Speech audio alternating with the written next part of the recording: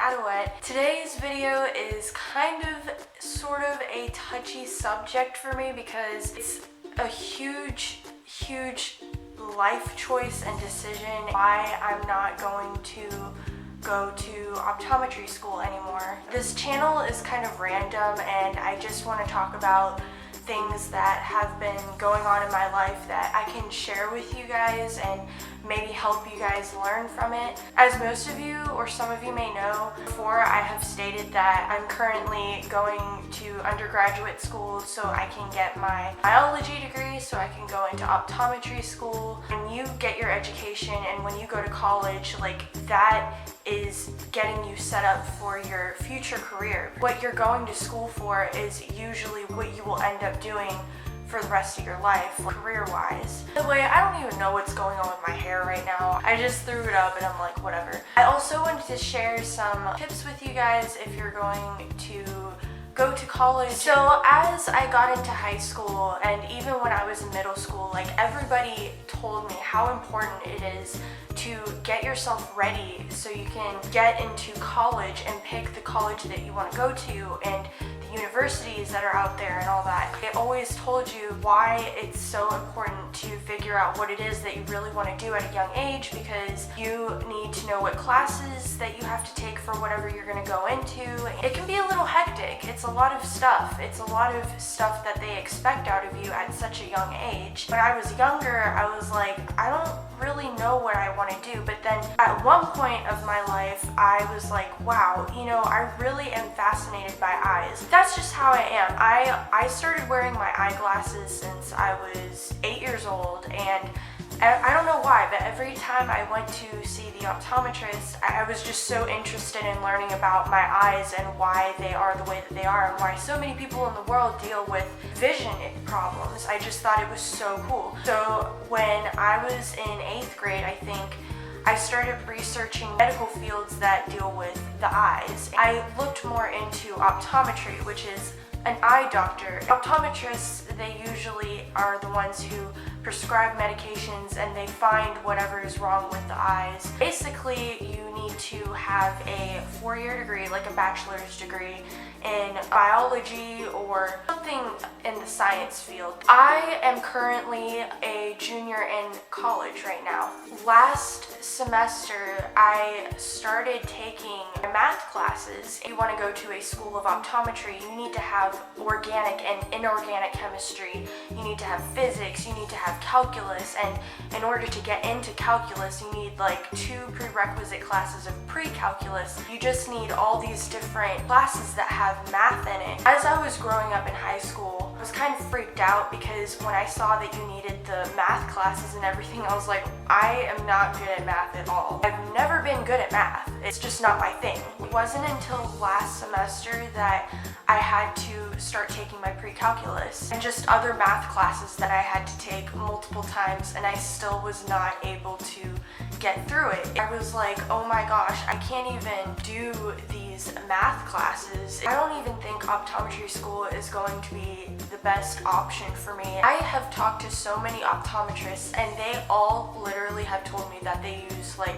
3 equations tops for their profession. Everyone tells me that these math classes and chemistries, you have to take these prerequisite classes as a way for the programs to weed out the kids who aren't really serious about it, or they just aren't, I don't know, I guess not dedicated enough to get into the program. I have no idea. I don't even know if that's a real thing, but that was a flaw of mine whenever I was doing my research. I just kind of looked at the classes and I was like, oh yeah, I can do that. Like, no, don't worry, like, I'll somehow be able to get through it. And honestly, I really shouldn't have done that to myself. It's so important to encourage yourself to take classes. Like, I'm not saying that you should quit, because I tried multiple times. Like, whenever you're researching what it is that you want to go to school for, it's always important to look at your strengths and weaknesses. So let's say that you're not that great at math. It might be best if you chose a career path where you're either not dealing with a ton of math or like a super advanced type of math. Maybe you could find a career that you don't really have to use math in. I don't want to be the one who tells you what to take and what not to take, because that's ultimately up to you. I'm just saying it's a good idea to kind of see what your strengths and weaknesses are. I'm more than likely in the future going to go to a school for psychology, and I was looking into becoming a child psychologist because I really love kids. Psychology is the other thing that I've been really interested in. I was really sad whenever I made the decision that I'm not going to attend optometry school in the future, because it was something that I had planned out since 8th grade. It's not just the math classes and the chemistries and all that that were kind of holding me back. The main thing that you have to take before you enter a school of optometry is the OAT, which is the optometry admissions test. That test is nothing but calculus, chemistry, physics, and all that. It's like literally all math. And I'm over here like, well, if I am really having trouble with these math classes and everything right now, and that's with me retaking some of these classes and really trying to study and understand, I don't really know how I would do on the OAT. And the OAT is something that they do look at before they allow optometry students in. But college is expensive. If I'm struggling and retaking these classes, it's going to add up to a lot of money. To go to school to become a doctor, like it can get expensive. I don't want that to discourage you from going to school, because you can do anything. I realized that I wasn't the only one who is going through this. Like, I know that there are so many people out there that are switching out whatever they're going to school for, and they just, something happens and then they have to change. It really makes me happy that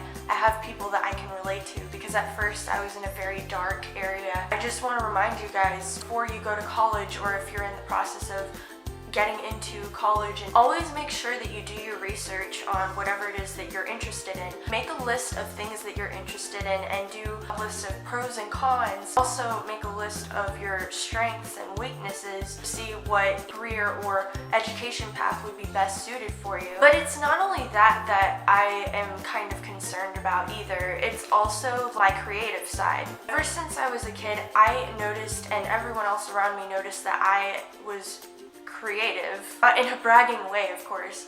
I'm just saying, like, that's just how I am as a person. Like, I'm just creative. Like, I realized that I was really into artistic things, and that's my number one thing that I feel like I'm good at, and that's the number one thing that makes me happy personally. Whenever you're in school, it's also important to keep in mind those types of things too, because if you're an artistic person, our minds as artistic people, we think differently. Everyone is artistic in their own way, of course. But that was something growing up that I didn't really pay attention to, because whenever I was in school, I do remember a lot of people were telling me, oh, you know, you really shouldn't try to do art or do music because you might not make it. I totally understand what they're saying. Getting into art is somewhat of a hard thing. Art personally makes me very happy as a person. I love drawing. I love singing. I love making videos. I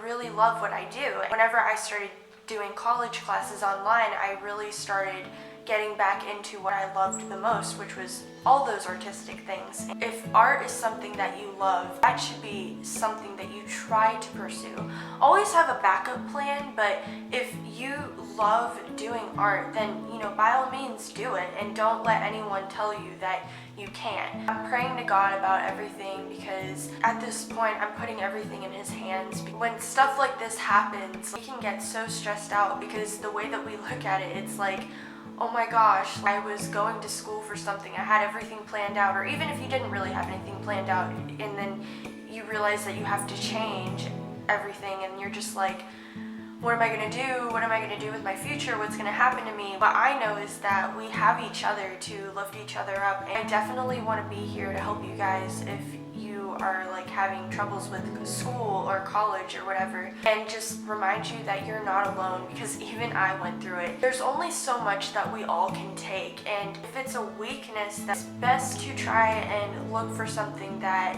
is best for us. You are smart, and I don't want you to think that you're dumb or anything because you can't do a certain subject right, or because you aren't strong in a subject. Like, you are smart. We all are smart people. We are very intelligent people.